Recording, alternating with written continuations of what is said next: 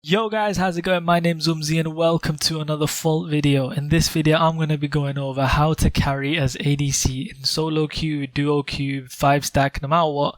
These are the rules and the basics of what you should know as an ADC main. Now, I'm not an ADC main myself, I main jungle, so I'm trying my best here, but there will be a few things that I do end up missing out. If I do, please comment that down below, but I'll try to say most of the basics that I know from the game within this video. I'm going to be going over around 6 different main things. This includes wave management, so forcing your wave when to freeze your wave, how you can freeze your wave if the enemy lane is pushed up or pushed towards you. I'm going to be talking about trading hits with the enemy champions. I'm going to be talking about parallel formation with your support. I'm going to be talking about Minion Advantage and how to respect it. I'm going to be talking about ward placement and finally wave priority. Getting straight into this, I want to start with parallel formation. This is known as the formation as you can currently see on the screen, how me and Narbash are literally forming a line as our duo. Now, some people when they do play duo lane, they end up playing one behind another, as the support sometimes thinks that it's best to play behind the ADC as he can help stay alive for longer and not waste as much abilities and mana. However, the best place to stand with your support is in this formation. This is because when, for example, I go in here and I take some hits, my support is right next to me, able to help support me. If the support was behind me, he would not be able to go and instantly help. He would have to walk a few meters and then he'll be in the same scenario that he would have been if he just started as a parallel formation. Another thing I want to mention is that these specific formations, they are very, very good when you're taking level priority. Now, level priority is when one person or one duo hits level 2 or level 3 before the other duo. That's why you saw me go in over here, because I ended up hitting level 2 before the enemy Twinblast and before the enemy Muriel.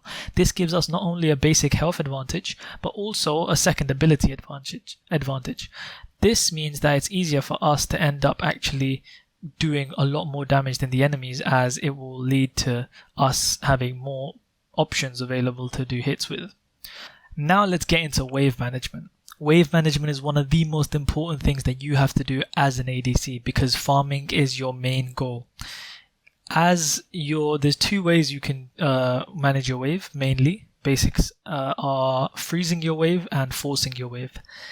They are very self-explanatory. Freezing your wave means you stop the wave exactly where it is and you only go for the last hit.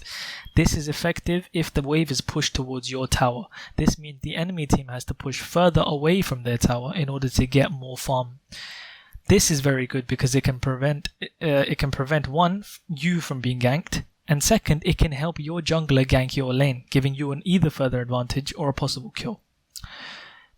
Second thing I want to talk about is forcing your wave. Now, forcing your wave is self-explanatory as well. It means using all your abilities, using all your basic attacks to force the wave into the enemy tower. This can be very effective sometimes, because if you suppose the enemy ADC ends up leaving and going towards, he goes back to base. There's no point freezing your wave, because you're literally saving up your minions, because they do end up stacking, which stops your freeze. You're saving your minions for when the enemy gets back. This leads to the enemy laner to be able to then freeze his wave while he was back, and he doesn't even miss out on farm. Therefore, if you start forcing the wave when the enemy laner leaves, it prevents the enemy laner from getting a lot of farm, and it allows you to get wave priority. Now, wave priority is basically how far the wave is pushed up your lane.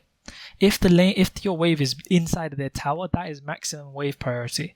This is very good when your teammates are near you. For example, if we want to go for raptors, which we end up doing, we want complete wave priority, because we don't want to go for raptors when all the wave is pushed up towards our lane. Now, another thing about wave priority is that suppose the enemy jungler and our teammate's jungler is having a fight near raptors or even near the enemy jungle. If you have wave priority, you can leave the wave instantly and you can go and help your jungler, whereas the enemy duo has to wait for the wave to clear up, then they can go help. This gives you an advantage in timing to go and help your jungler, which can help maximize kills.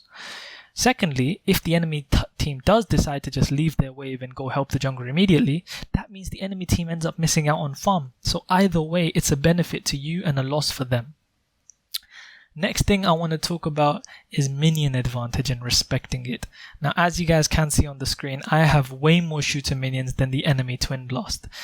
If the enemy Twinblast ends up hitting me, he takes aggro from my minions. Therefore, if I have way more minions stacked up from freezing, it is worse for him if he ends up hitting me, because then he takes damage from a lot of minions rather than just one or two. Having 0 minion advantage would be something like if both lanes have taken the wave and there's literally nothing to kill. Now, the reason why wave you need to respect minion advantage is because if you're trying to fight the enemy at low levels and you have no minion advantage and they have around, let's say, 10 minions, they are going to end up killing you much easier because they need to do less damage to you, as the minions will end up doing a lot of damage to you as well.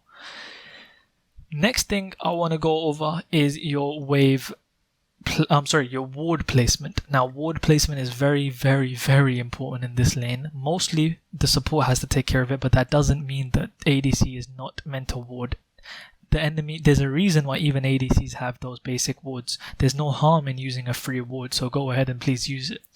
Now, as you guys can see on the map currently, there is a ward near the enemy's jungle entrance towards raptors. This is a very good ward because it gives you early vision of the enemy jungler when he's ganking you. A second ward I would recommend is a ward in your same side but on yours. So for example, where the left white camp and the blue camp are, there's an entrance to your lane. If the jungler is good, he can actually go around all the other wards and go through your jungle and end up ganking you from your own lane. This is very effective as junglers like Sevrog who have subjugates and chimeras like this. To be honest, we should have seen this chimera coming, and we kind of did, which allowed us to get out. If we didn't have that ward placed, it would have led to our death, because we're versing an enemy Muriel who has slows, an enemy Chimera who has slows, and also Twinblast who has slows. Now, talking about wave prio, as you can see right here, we didn't have any wave prio, but because the lanes are exactly halfway, it allows us to get to the enemy jungler first. This allowed us to get the kill and it forced them to run away, and I'm pretty sure we ended up getting this Twinblast kill as well, because they ended up coming through the place where we had wave prio. Next thing I want to go over is trading. Now, trading is basically when you and the enemy duo or single people end up hitting each other. This is a very important thing because you always want to get, it's like, for example, if you trade anything in real life, you always want to get the better trade. Now, in trading, obviously a better trade in terms of fault would be if you and the enemy duo end up trading hits, like for example here. That's technically a trade because he tried to hit me, I tried to hit him, but I won the trade because I took off much more of his HP than he took off mine. The reason why trading is important is because you never want to have a bad trade. If you end up going in when the enemy has all of his abilities, for example, and you have none of your abilities, so if I've got 0 mana and he has full mana, I'm going to lose the trade, which means in the future I'm either A, going to be a very easy gank for the enemy jungler, or B, the enemy duo lane can just full in me and all in me and just kill me because I messed up the trade earlier, which resorted to me having less HP. Next thing I want to go over is specifically why wave prio is important. I told you what wave prio is and I've told you why it's somewhat important, but like here, considering the enemy team had wave prio here, this is one point that we made a mistake on my team. As you guys can see, the wave prio is towards us, which means the enemy team can rotate much faster, which is what they ended up doing here. Not only have they got wave prio in duo lane, but they also have wave prio on mid lane. This resulted in both the Gideon and the jungler plus the duo laners to be able to gank all of us at the same time without my mid laner being ready and without my Narbash being ready. The only reason they messed this whole up is because the enemy Chimera ended up getting greedy and he came all in against 4 people and died instantly. They resulted in getting 1 Raptor when we should have gotten all 3, but we did end up getting 2, so it wasn't completely horrible. That's the basics of ADC. I hope you guys did enjoy this video. If you did, make sure to hit that like button, subscribe, and comment down below what you guys want to see, because that's literally what I want to upload as well. I'm having fun making these videos. Some days I am having some late uploads, but it happens. Let's just say I'm going to be uploading later today in about maximum 12 hours, let's say. I'm going to be building, I'm going to be making a video on the game of the day. Hopefully that turns out well. I hope you guys did enjoy it, and peace.